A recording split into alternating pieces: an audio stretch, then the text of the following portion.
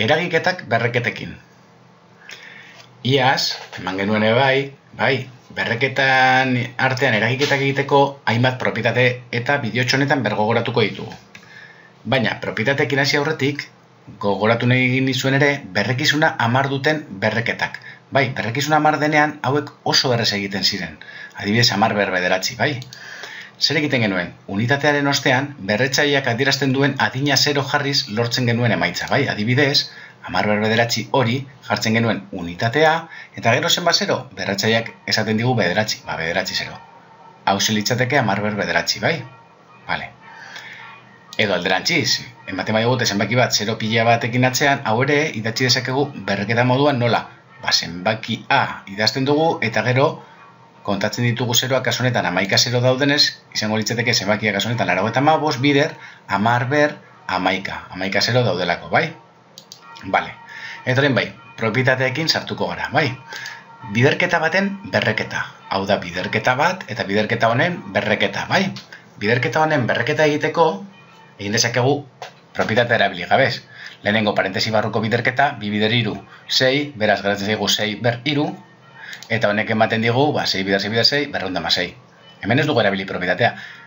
Baina bazegoen propietate bat, hauxe, biderketa geneukanean, eta biderketa horren berreketa, berretzaileak eragiten ari dio biei, eta idatzi genezakeen, orduan, 2 ber 3, bider 3 ber 3, bai, biak.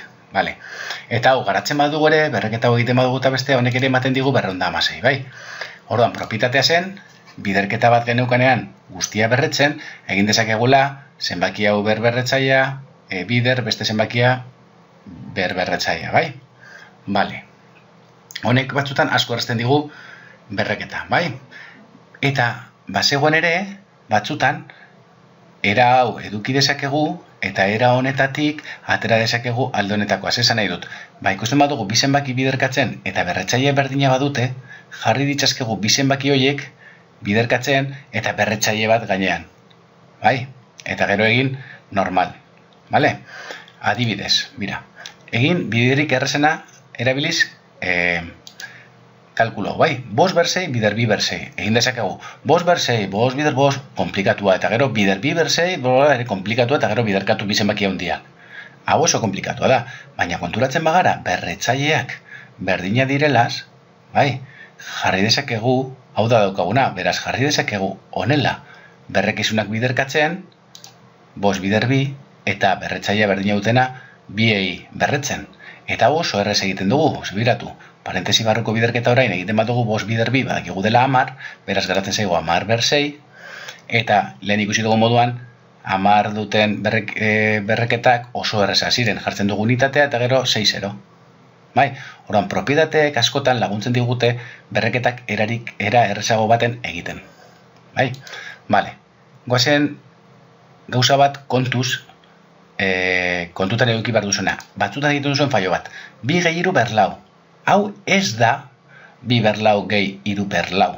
Vale? Inolaz ere. Batuketa dagoenean, ez dago propietaterik esaten duena berretzailea honi eragin da besteari eta gehi. Hau bakarrik, balio du biderketa daukagunean. Bai? Batuketan ezin da inolaz ere hau egin. 2 ber 4 gehi 3 ber 4. Bai, ezin da hemen egin barko genuke lehenengo batuketa eta gero ematen duena, kasu honetan, 2 gehi 3 5 ber 4, bai?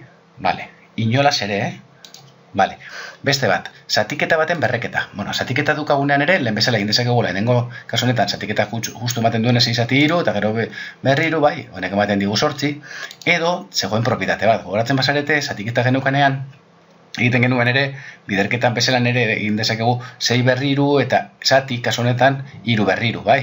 Eta honek ematen digu, ere, emaitza berdina 8, bai?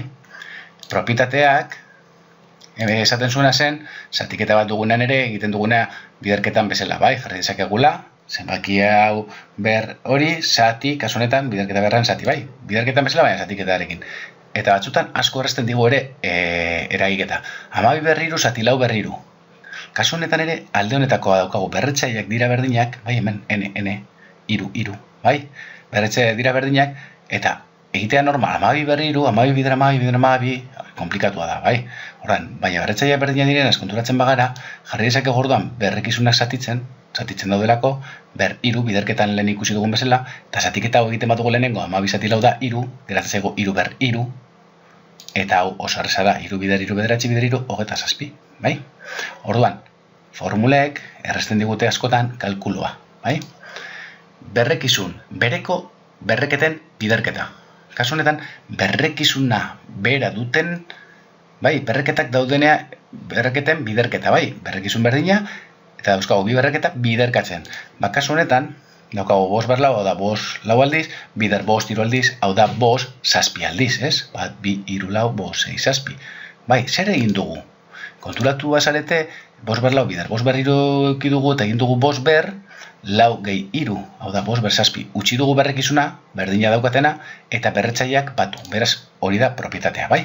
Propietateak dio, berrekizunak berdina direnean, jartzen dugula berrekizuna, eta berretzaileak batzen ditugula, biderketan, bai?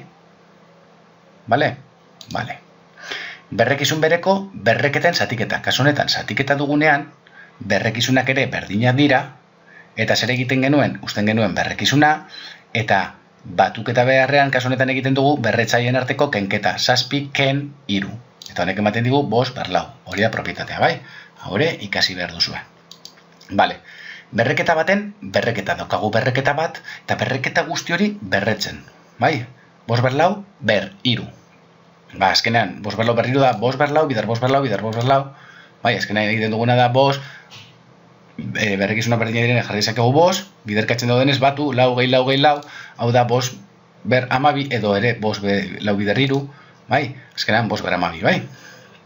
Bale, orduan, propietatea zer dio, oso errez, berreketa baten berreketa dugunean, berretzaileak biderkatzen direla. Uzten dugu berrekizuna eta berretzaileak biderkatu.